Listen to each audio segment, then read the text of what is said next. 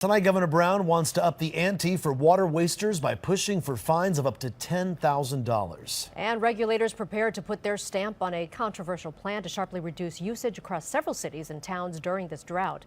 KCAL9 political reporter Dave Bryan joins us now with more on these latest developments. Dave. Lena, Juan, tonight State Water Resources Board officials have released the latest changes to a hard-hitting plan to dramatically reduce water consumption in California. And Governor Jerry Brown wants to give those local towns and cities the power to levy huge fines on water wasters who just won't quit.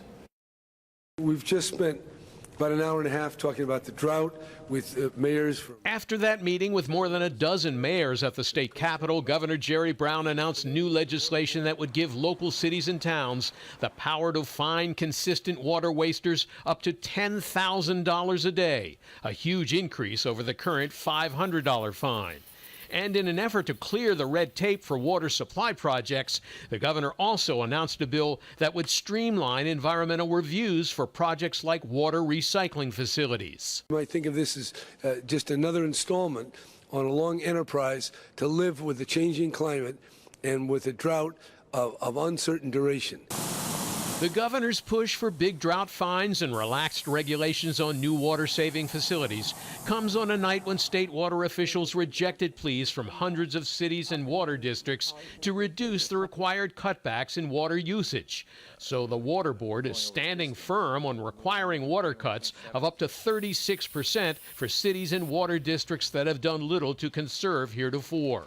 The Associated Press reports the only big shift in water reduction targets is for San Bernardino, which has now gone from 25% cutbacks to 32%, and now will be required to cut water usage by 28%.